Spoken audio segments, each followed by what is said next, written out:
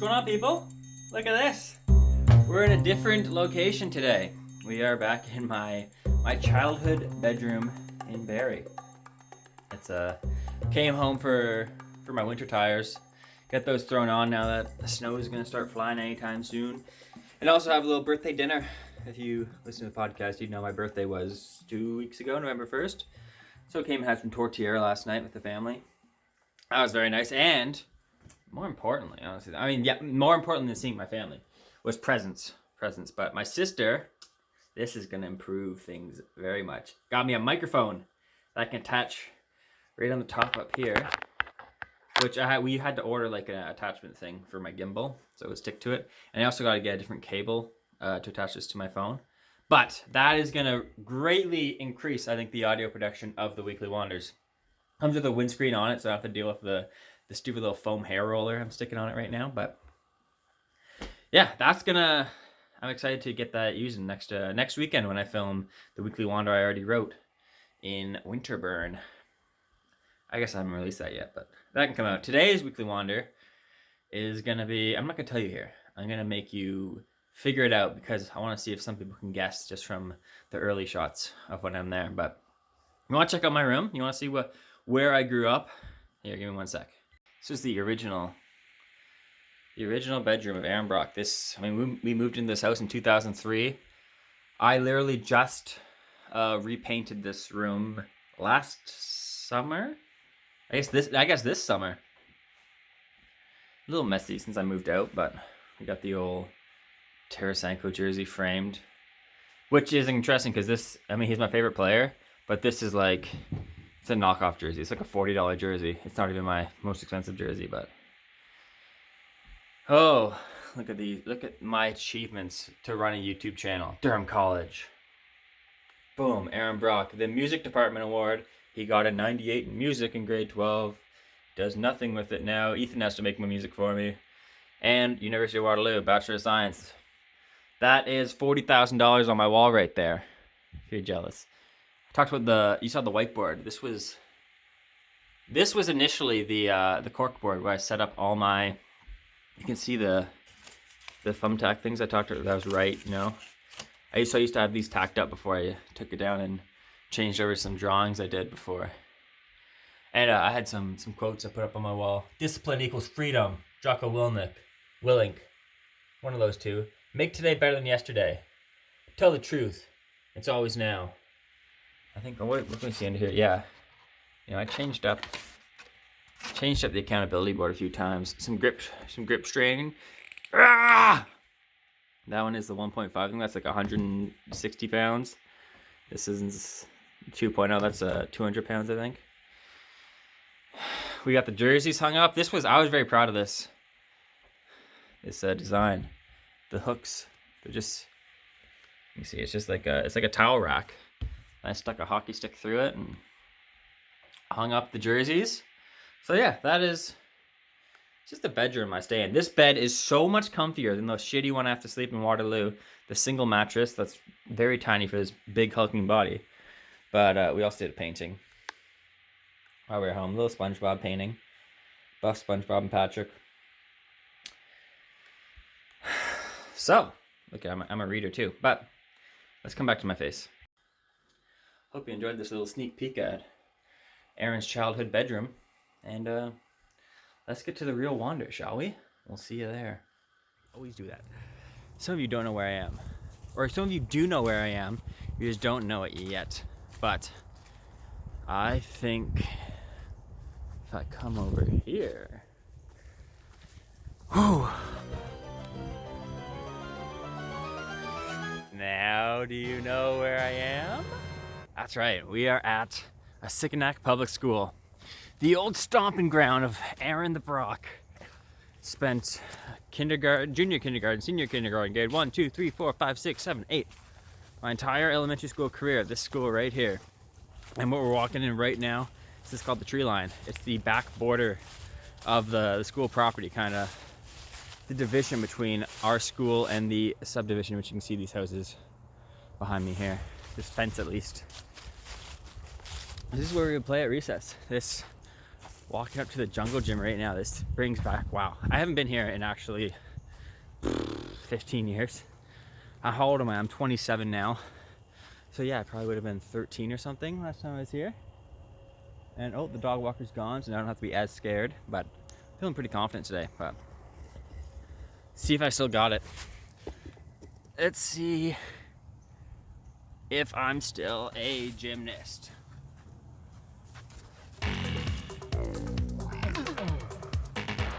I can't fit between the bars. They're a little narrow for my wide frame, but I can still get up there.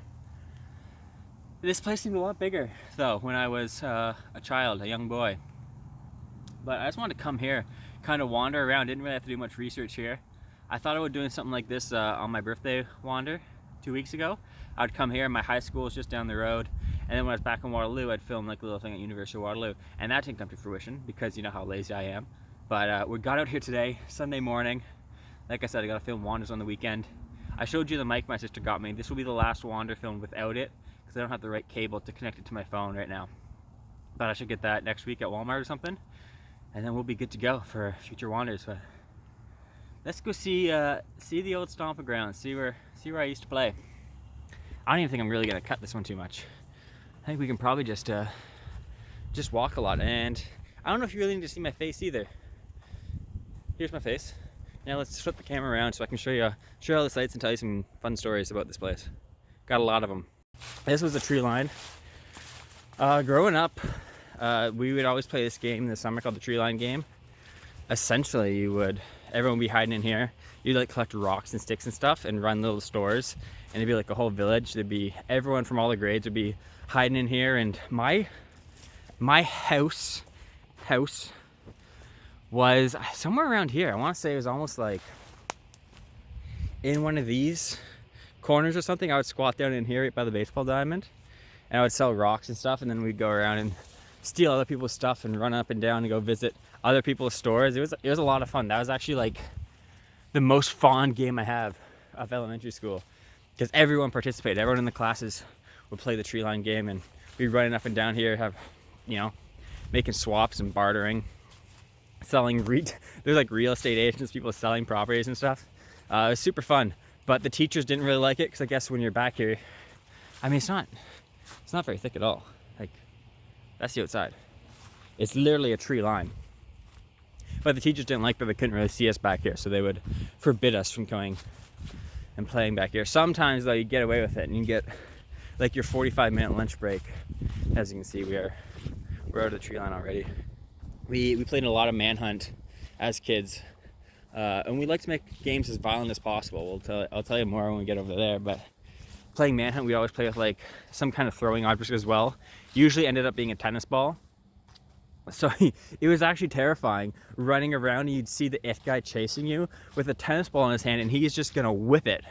Like, hit you square in the back, he'll knock you down and it hurts.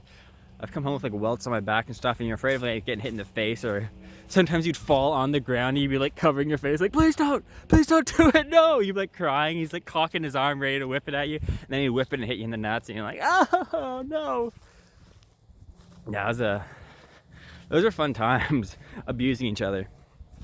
But thinking of this lacrosse court and violent games we used to play, whew. We used to roll snowballs down these hills too. That was fun. Tobogganing, I was gonna say tobogganing is fun, but it looks like the most boring tobogganing hill, like a 0.5 second ride down the hill. So if you imagine this, there's a fence along, a fence all along here. And we played one game one day, only lasted about 5 minutes, where we had a guy standing kind of right where I am, right here. He had a tennis ball, and then we lined up everybody along the fence.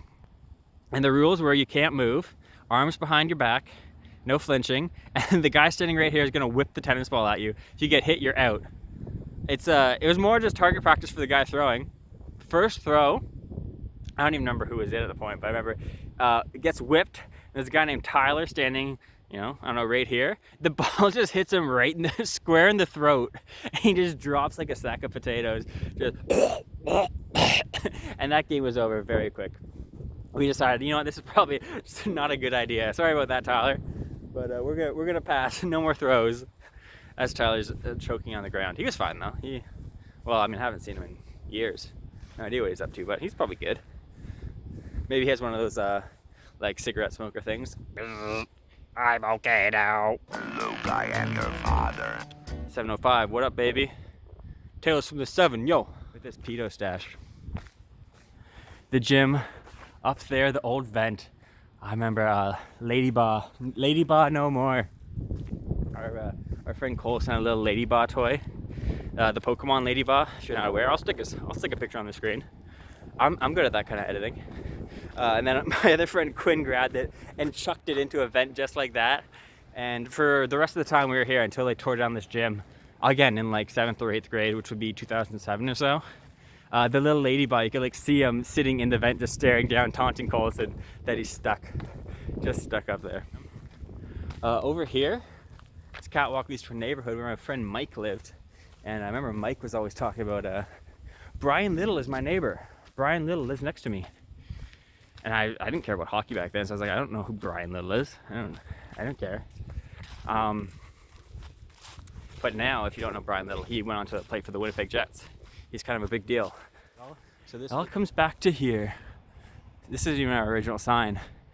The original sign, I can probably find a picture of it and toss her up there. A Sikanak, named after the Sikanak Chiefs. Maybe I can find some facts for you. So unfortunately, this is where part 1 ends of this video. I talked for far too long when I was walking around a Sikanak. A lot of memories were flooding back to me. So I ended up cutting like 20 minutes of footage. As you saw, I cut from the tree line all the way up to the front of the school pretty quickly. So there's a lot of footage that didn't make it in, unfortunately, just to make it into this small timeline we have on YouTube. But I still got, looks like 3 minutes to fill in, so I decided I'd use some history lessons I found. Actually in the 2002 yearbook I have from school, which would have been when I was finishing grade 2 going into grade 3.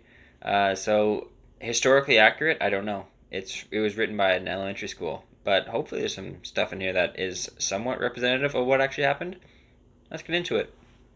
So in 1814, during the War of 1812, Lieutenant Worsley had his ship Nancy, a wonderful name for a ship, sunk by the Americans.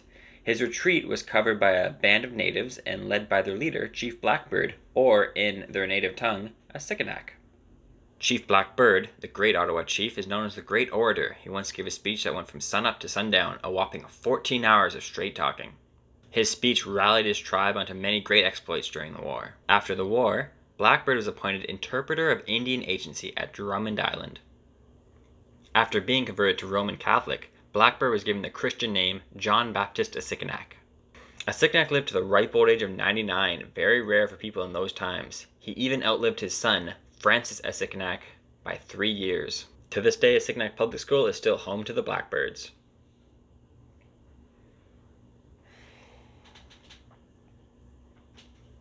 There, I did extra takes and I tried to slow down my talking. I called him Blackbeard in the first recording of this, and I'm redoing it. This is the second try, so give credit where it's due. This is effort. We're putting in effort this time. Alright, that's all I got. There'll be a part 2 tomorrow with not a Sikanak. It'll be a little bit of a different place, but across the street from a Sikanak, with some more stories and some more. This concludes part 1 of the hometown hike. Part 2 is going to be coming out sometime in the next week, whenever I decide to really edit it, really. Hopefully I'm disciplined and do it very soon. So, that's it for part 1. Part 2 will be coming in the next week, hopefully. None of these are useful. How do I... There's a second video coming. Deal with it.